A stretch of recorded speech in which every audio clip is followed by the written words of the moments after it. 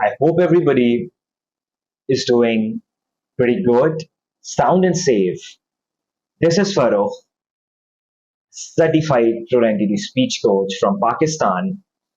And in this video, normally I do my videos standing, but I just wanted to sit and do this short video that various of my clients, various people were asking me for. And that is my own journey with stuttering, stammering, my speech struggles, how I use the Pro90d speech system to transform my speech, where I am right now, and my journey as a speech coach. Now, I know that I've talked about it in various of my videos, but I wanted to make a specific video on this, and I needed to talk about this topic. So, how it all started, honestly, no one knows. Usually, what happens is that when a child starts speaking, there can be various fears that can start to accumulate and impact your speech. And that was surely the case with me. Because what I have been told by my mother, by my father, is that when I was a child, I was fearful of various stuff, like being fearful of loud music, being fearful of cat passing by, being fearful of darkness. And these were very small fears, if you really see. But with time, they started to accumulate and have an impact on myself, on my mindset, and on my speech as a whole. So as time went forward, I also started to develop a fear of people. Not really in terms of speech, but whenever someone would come up to me to speak about something, to ask me something, or to let me know something, I would become pretty anxious. I would become pretty fearful, and I would just run to my dad or run to my mom. So, being a child, these fears might be usual, but what happened is that with time, they started to accumulate and they started to impact me and impact my mindset in a way that they started to hinder my ability to speak well as I grew older. Moving to school, obviously, you have to speak a lot. As you move forward from grade 1 to grade 2nd, 3rd, 4th, 5th, your speaking opportunities start to increase because you make friends at school. You have to speak with your teachers. You have to speak with people, your relatives, your family members. You have to speak more and more. And I started to see that for some reason, I wasn't able to speak well. Probably because everything that I just mentioned earlier. The fears accumulating and then having an impact on my speech, which at the start was not very severe, but as time started to grow or as time passed by, the fear started to grow more and more, and my speech started to become more and more severe.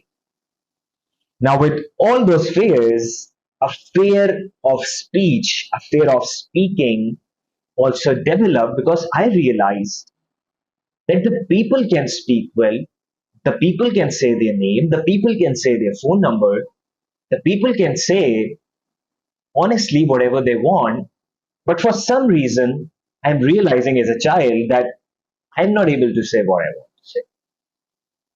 And because of that, people are making fun of me because I saw myself as unique, that this is an issue that is happening to me and the people are making fun of me.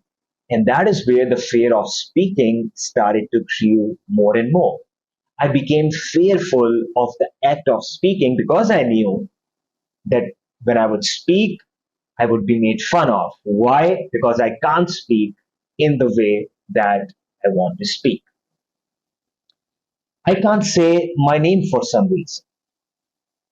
I can't say my phone number as I grew older, moving from grade 7, grade 8, grade 9. Fast forward, I'm realizing that I can't say my name without getting stuck. I can't say my phone number. I can't give the address of my home. I even can't say hello on the phone at the start. I can't say present at the time of attendance in my class. I'm sure many of you guys are able to relate to me right here. And me realizing this stuff, I was pretty unsure of why this is happening to me. And this is when I would often use to cry. I would often use to ask God that why me? Why is this happening with me? My friends can speak well, and by speak well, I mean that they are able to say whatever they want to say. My relatives, my family members, they can speak well. What is wrong with me? Why am I not able to speak well? Why am I not able to give presentations in my class the way that I want? Why am I not able to read aloud? And obviously, these two things, especially, you have to do a lot at school, college.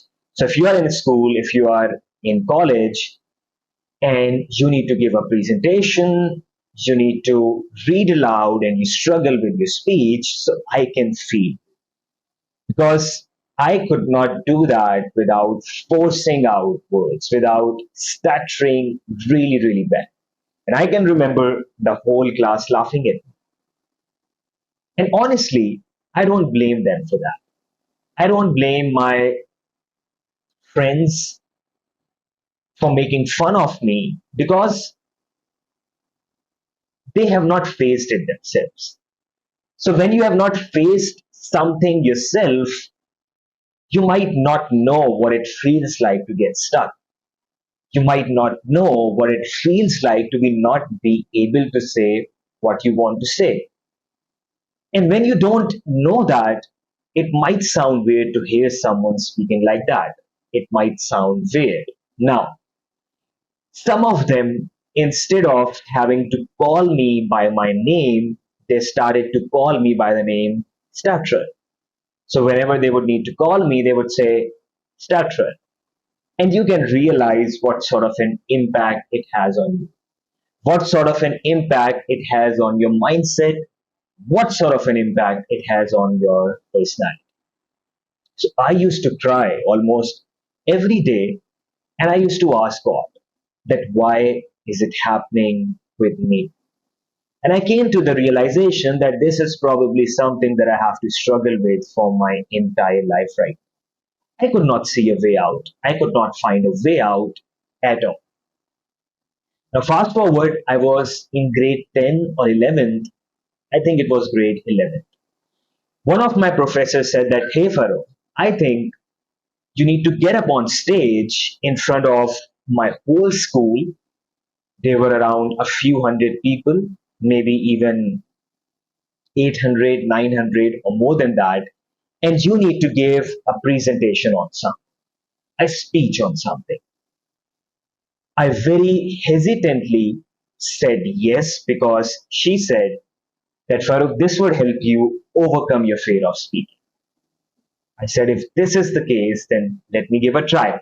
Although I was very, very hesitant because at the back of my mind, I knew that I won't be able to do that. But because she said it over and over again that you should do that and it would really help you out, so I said, okay, let's do that. Now, moving up to that day, I was feeling extremely nervous. I was feeling extremely anxious because now I would have to speak with the mic in my hand in front of various hundred people. That hasn't happened before. And I'm anxious about the words that I would have to say. I'm scanning ahead that, oh, I might get stuck on this word. Oh, I might get stuck on that word. What if I get stuck and if I'm not able to say what I want to say at all? So many people would laugh at me. Well, anyways, I still had to get up that morning, and I remember I did not sleep well the night before, or probably did not sleep at all. I can't remember. So the day came, I got up on stage, and believe it or not, my legs were shivering like anything. My hands were shivering like anything. I had to hold the mic in my hand, and I could not even hold the mic because my hands were shivering so bad. I was sweating, my hands were sweating, my legs were sweating. Not my legs actually, my the palms of my feet were sweating, the palms of my hands were sweating, and I was pretty anxious. I was pretty nervous. And what I imagined that happened, I got up on stage and I went back without being able to say or without being able to articulate even a single word. You heard that right. Without being able to articulate even a single word. I could not get it out. I could not get even a hi or a hello out. And I had to get off on stage. And I can remember the people were laughing pretty bad. They were having a great laugh about it. The whole audience was making fun of me. Now, some of my teachers came from the backside to help me hold the mic, to help comfort me, but it did not help me out. And eventually, I had to get off stage because I wasn't able to say what I want to say at all. Now, that day, when I came back home, I realized that, hey, Farrukh, listen, you can't live your life like this. This was the worst speaking situation that I'd ever faced. Now, there were many, many, of course, but this was like 900 people making fun of you live in the front. That was like really bad for me. So I got off home that day and I said that I have to do something. Like, I can't live my life like that. And that was the day, probably, when I started searching for stuff on the web. I had been searching before as well, but now I was like, hey man, I can't live my life like this at all. Or I just can't live my life. That was the thought at the start. So I jumped on to the internet, I searched for stuff, and I found various stuff within a few months. I even tried to join some speaking programs. They used to help me for a while for a pretty limited period of time, and then I used to slip back.